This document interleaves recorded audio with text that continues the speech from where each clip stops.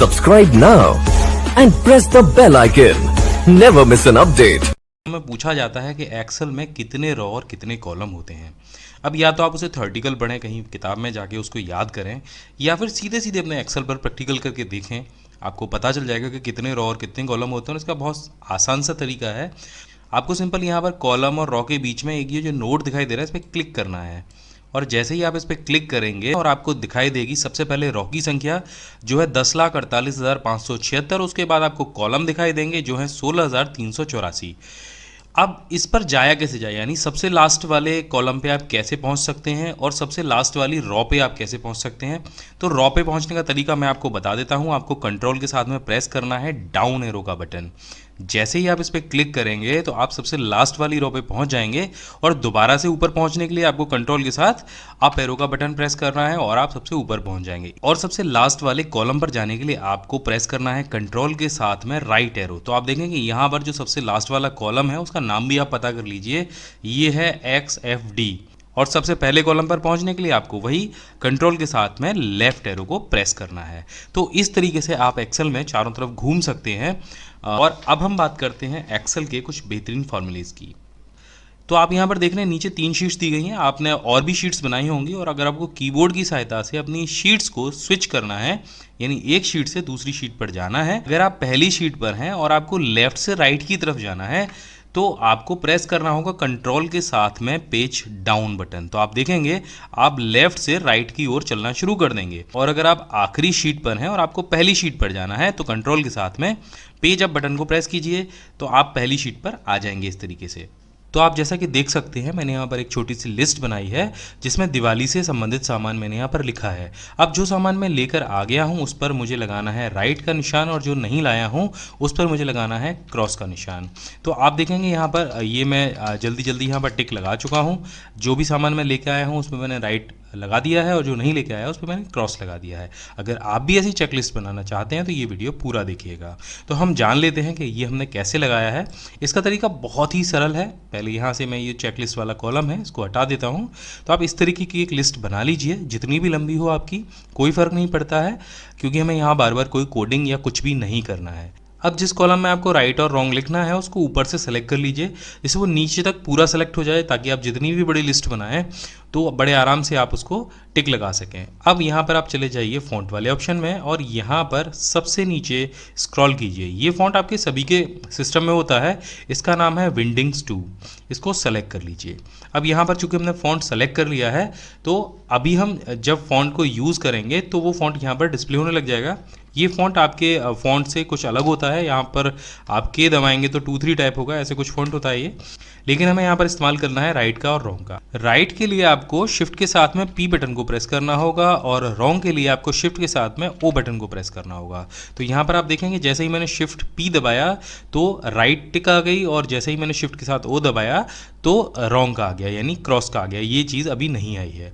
लेकिन आप देखेंगे जब मैंने पहले टिक लगाया था तो ये सारी चीज़ें ग्रीन में और रेड में आ रही थी। जो क्रॉस था वो रेड में था और जो राइट की टिक थी वो ग्रीन में थी। अब ये मैंने कैसे किया था, तो इसको करने के लिए सिंपल तरीका ये है कि आप उसी सेल को दोबारा से सेलेक्ट कीजिए, और जो फॉन्ट है उसको बाय डिफ़ॉल्ट आप कलर यहाँ पे सेलेक्ट कर लीजिए रेड का, और इसे बोल्ड भी कर दीजिए। तो आप देखेंगे अभी दोनों चीज़ें यहाँ पर रेड कलर से ही आ रही हैं। हम टिक भी लगाएंगे तो भी रेड से ही रहेगा। अब लेकिन हमें इसे जो टिक है, हमारी जो राइट टिक है वो हमें ग्रीन से करनी है, और जो क्रॉस का मार्क है वो हमें रेड से ही रखना है। तो बस इस सेल को दोबारा से सेलेक्ट कीजिए और चले जाइए कंडीशनल फॉर्मेटिंग में। ये काम आपको एक ही बार करना है, बार बार नहीं करना है। फिर पूरी लिस्ट आप बड़े आराम से बना सकते हैं। आप चाहें तो सिर्फ फॉन्ट चेंज करके ही ये दोनों चीज़ें भी रख सकते हैं। तो यहाँ पर हम चले गए हाईलाइट सेल रूल्स में, और यहाँ पर इक्वल टू पे हमें जाना है। इसको सेलेक्ट कर लीजिए, और यहाँ पर आपको प्रेस करना है राइट का निशान, लेकिन उसके लिए हमें यहाँ पर दबाना होगा शिफ्ट के साथ में P। तो ये हमने शिफ्ट P को सेलेक्ट कर लिया, और यहाँ से हमें इसकी फॉर्मेटिंग रखनी होगी कस्टम फॉर्मेटिंग में। यहाँ पर आप देखेंगे हमें जो कलर है वो क्योंकि ग्रीन रखना है, तो यहाँ से आप सिंपल ग्रीन कलर को सेलेक्ट कर लीजिए और बोल्ड को ले लीजिए और ओके कीजिए। यहाँ से आप ओके कीजिए तो आप देखेंगे आपके जो राइट के टिक हैं वो सभी ग्रीन से हो गए हैं, और जो क्रॉस का निशान है वो आपका रेड से आएगा। तो जब भी आप क्रॉस लगाएंगे शिफ्ट ओ के साथ में तो आपका रेड आएगा, और जब भी आप राइट टिक लगाएंगे शिफ्ट P के साथ में तो ग्रीन से आएगा। तो इस तरीके से आप कितनी भी बड़ी एक चेकलिस्ट तैयार कर सकते हैं। आप नीचे जितनी भी बार पी दबाएंगे तो आप देखेंगे यहाँ पर राइट टिक आएगा, और जितनी भी बार शिफ्ट के साथ में ओ दबाएंगे तो क्रॉस का टिक आएगा। तो जैसा कि आप यहाँ पर देख सकते हैं, हमारे पास एक ये शीट है, इसमें 4 कॉलम दिए गए हैं, बाकी 3 तो हमने भर दिए हैं, लेकिन जो एड्रेस वाला कॉलम है ये खाली है। ये हमें किसी थर्ड पर्सन को भेजना है और हम ये चाहते हैं कि वो व्यक्ति केवल एड्रेस फीड करके भेजे, लेकिन यहाँ पर गुंजाइश ये भी बनती है कि वो इस डेटाबेस में छेड़खानी ना करे। तो इस शीट को प्रोटेक्ट करने के लिए सबसे पहले आपको जाना होगा रिव्यू के टैब पर, और यहाँ पर आपको ऑप्शन मिलेगा allow user to edit range. तो जो भी रेंज आप किसी भी यूज़र से एडिट कराना चाहते हैं उसको सेलेक्ट कर लीजिए, और इसके बाद ये जो ऑप्शन है इस पर क्लिक कीजिए। यहाँ पर आपको ऑप्शन मिलेगा न्यू का, इस पर क्लिक कर दीजिए, और यहाँ पर ये जो रेंज है ये आपको यहाँ पर मिल जाएगी। इसको आप नाम भी दे सकते हैं, तो यहाँ पर हम इसको एड्रेस नाम दे देते हैं, और यहाँ पर नीचे आप देख रहे हैं रेंज पासवर्ड लिखा हुआ है। रेंज पासवर्ड में आप यहाँ पर पासवर्ड डाल दीजिए और इसे यहाँ से ओके कर दीजिए। इसके बाद यहाँ पर दोबारा से पासवर्ड को एंटर कीजिए और इसे ओके कर दीजिए। अब यहाँ पर आप देखेंगे ये जो रेंज है ये आ गई है केवल एडिट करने के लिए। इसके बाद यहाँ पर नीचे आपको ऑप्शन मिलेगा प्रोटेक्ट शीट का। आप प्रोटेक्ट शीट पर आप क्लिक कीजिए और यहाँ पर ऊपर आप पासवर्ड डाल दीजिए, और इसके बाद जो सभी ऑप्शन हैं उन पर टिक कर दीजिए कुछ इस तरीके से। तो यहाँ पर जो शीट है वो पूरी तरीके से प्रोटेक्ट हो गई है। यहाँ पर ना तो लॉक्ड सेल को सेलेक्ट किया जा सकता है, ना अनलॉक सेल को सेलेक्ट किया जा सकता है, फॉर्मेट सेल नहीं किया जा सकता, फॉर्मेट कॉलम नहीं किया जा सकता, कोई भी कॉलम इंसर्ट नहीं किया जा सकता, कोई भी हाइपरलिंक नहीं लगाया जा सकता, ना कॉलम को डिलीट किया जा सकता है, ना रॉ को डिलीट किया जा सकता है। तो ये जो सभी ऑप्शन है हम यहाँ से सेलेक्ट कर लेते हैं, और उसके बाद भी यहाँ पर नीचे कुछ ऑप्शन और मिले हैं, इनको भी हम यहाँ से सेलेक्ट कर लेते हैं। इसके बाद इसे ओके कर देते हैं, और जो प्रोटेक्ट शीट का पासवर्ड है उसको दोबारा से टाइप कर देते हैं। ये दोनों पासवर्ड आपको याद करने होंगे, लेकिन जो एडिट शीट वाला पासवर्ड है वो आपको उस यूज़र को भेजना होगा, वो तभी उस एरिया को एडिट कर पाएगा। इसको यहाँ से सेव कर देते हैं, और अब देखते हैं किसी हिस्से में यहाँ पर कुछ टाइप करके। तो आप देखेंगे यहाँ पर ये एरर हमें दिखा रहा है, तो हम यहाँ पर टाइप नहीं कर सकते हैं। लेकिन ये जो एड्रेस वाला हिस्सा है, अगर हम यहाँ पर जाते हैं और कुछ टाइप करने की कोशिश करते हैं तो अनलॉक रेंज के लिए वो हमसे पासवर्ड मांग रहा है। अब ये पासवर्ड वही पासवर्ड है जो आपने एडिट शीट के लिए वहाँ पर डाला था। इस पासवर्ड को यूज़र को दे दीजिए, तो वो यहाँ पर सिंपल पासवर्ड डालेगा और इसको अनलॉक करेगा, और यहाँ पर कुछ भी टाइप करना शुरू कर देगा। यहाँ पर वो यूज़र केवल इसी रेंज के भीतर कुछ भी टाइप कर पाएगा, रेंज के बाहर वो कुछ टाइप नहीं कर पाएगा, ना यहाँ से इसको डिलीट कर पाएगा, ना इसमें कोई चेंजेस कर पाएगा। तो ये एक बहुत अच्छा तरीका है जब किसी ऐसी शीट को आप दूसरे लोगों को भेजते हैं डेटाबेस फीड करने के लिए, जहाँ पर आपको ये चिंता रहती है कहीं डेटाबेस में कोई छेड़खानी ना कर दे, तो आप इस तरीके से अपनी शीट को प्रोटेक्ट करके उन लोगों को भेज सकते हैं। और जब ये डेटाबेस फीड होकर आपके पास दोबारा लौट के आ जाए तो यहाँ पर आपको ऑप्शन मिलता है अनप्रोटेक्टेड शीट का। इस पर क्लिक कर दीजिए और वही पासवर्ड यहाँ पर एंटर कीजिए जो आपने शीट प्रोटेक्ट करते समय डाला था। इसे ओके कीजिए, और यहाँ पे आप देखिए आप यहाँ पे कुछ भी काम कर पाएंगे, कोई भी डेटाबेस में आप कोई भी चेंजेस कर पाएंगे। यहाँ पर किसी भी सेल पर आप क्लिक कर लेंगे तो आप देखेंगे कि सेल पर क्लिक करते ही एक कॉलम और एक रॉ सेलेक्ट होती है।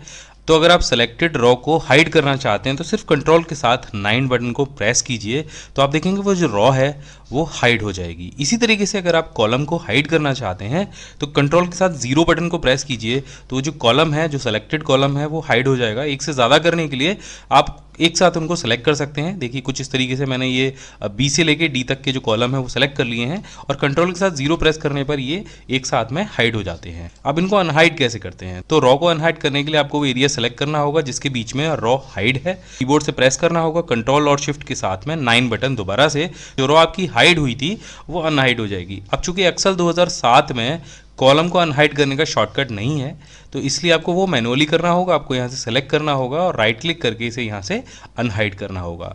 तो आप देखेंगे एक्सेल के सेल्स में हमने कुछ डेटा फिल कर रखा है। इस डेटा के चारों तरफ अगर हमें बॉर्डर लगाना है तो हमें क्या करना होगा, सिंपल आप इसको सेलेक्ट कर लीजिए और कंट्रोल शिफ्ट के साथ में एंड बटन को प्रेस कीजिए। तो यहाँ पर आप देखेंगे इस डेटा के चारों तरफ एक बॉर्डर लग जाएगा।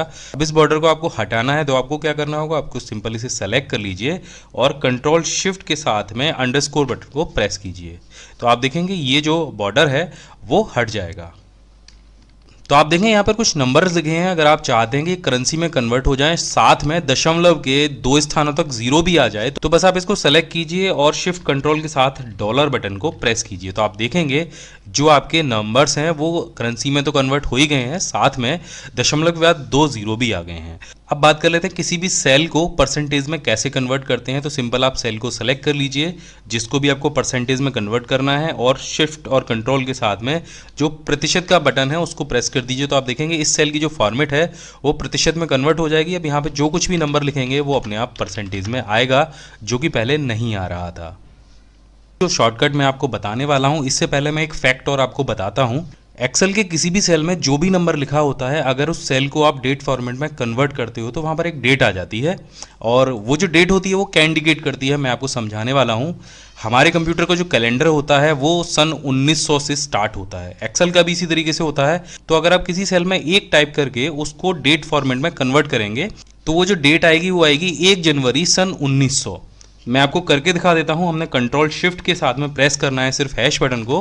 तो आप यहां पर देखेंगे कि 1 जनवरी सन 1900 जो डेट है वो आ गई है। यानी ये जो नंबर है वो इंडिकेट करता है आपके दिनों को, जब से ये कैलेंडर स्टार्ट हुआ है। यानी यहां पर अगर हम 30 लिख देंगे कुछ इस तरीके से, तो यहाँ पर ये 30 जनवरी सन 1900 हो जाएगी। इस तरह से अगर किसी सेल में आज की डेट नंबर्स में लिखनी होगी तो मुझे वो नंबर्स काउंट करने होंगे 1 जनवरी 1900 से। तो यहाँ पर वो जो नंबर्स थे वो मैंने काउंट कर लिए हैं, और वो नंबर आज के दिन के हिसाब से बैठते हैं 43,467 दिन। और अगर इस नंबर को हम डे में कन्वर्ट करते हैं कंट्रोल शिफ्ट और हैश से, तो ये बन जाती है आज की तारीख। तो आप समझ गए होंगे ये जो नंबर्स हैं ये सभी एक डेट है जो कि 1900 से स्टार्ट होते हैं, और जब आप इनको डेट फॉर्मेट में कन्वर्ट करेंगे तो वही डेट आ जाएगी जो डे काउंट किए गए होंगे। अब एक्सेल के किसी सेल में आपको करंट टाइम अगर एंटर कराना है तो आप क्या करेंगे, सिर्फ कंट्रोल और शिफ्ट के साथ में कॉलन बटन को प्रेस करेंगे और करंट टाइम आपके सिस्टम का एक्सेल के सेल में आ जाएगा। इसी तरह से आपको एक्सेल के किसी सेल में अगर करंट डेट एंटर करनी है तो आपको प्रेस करना होगा कंट्रोल के साथ में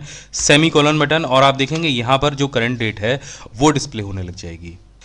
कभी कभी हमें ऊपर वाले सेल की वैल्यू नीचे वाले सेल में कॉपी करनी होती है, तो इसके लिए सिंपल आपको प्रेस करना है कंट्रोल शिफ्ट के साथ में डबल कोट को। तो जो ऊपर वाला सेल होगा एग्जैक्ट वही वैल्यू नीचे वाले सेल में आ जाएगी, और ये आप कितनी भी बार कर सकते हैं। बस आप एंटर करते जाइए, कंट्रोल शिफ्ट के साथ में डबल कोट प्रेस करते जाइए, और आप ऐसा कितनी भी बार कर पाएंगे। यहाँ पर प्रतिशत के लिए भी अगर मैं इस शॉर्टकट को अप्लाई करूँ तो यहाँ पर भी होगा, अगर मैं डेट के लिए भी शॉर्टकट अप्लाई करूँ तो यहाँ पर भी होगा, और अगर यहाँ पर टाइम के लिए भी मैं इसे अप्लाई करूँ तो यहाँ पर भी ये उसी तरीके से काम करेगा।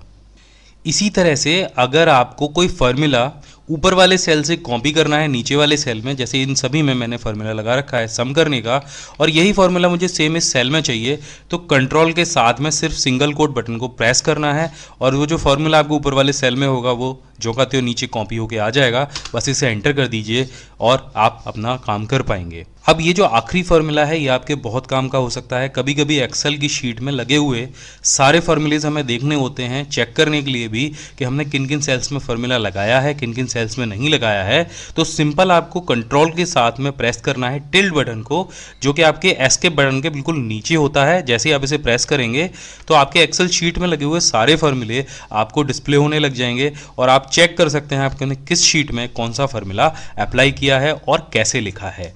दोबारा से इसको हाइड करने के लिए आपको सिंपल दोबारा से वही कमांड प्रेस करनी है, यानी कंट्रोल के साथ में टिल्ड, और जो फार्मूले हैं वो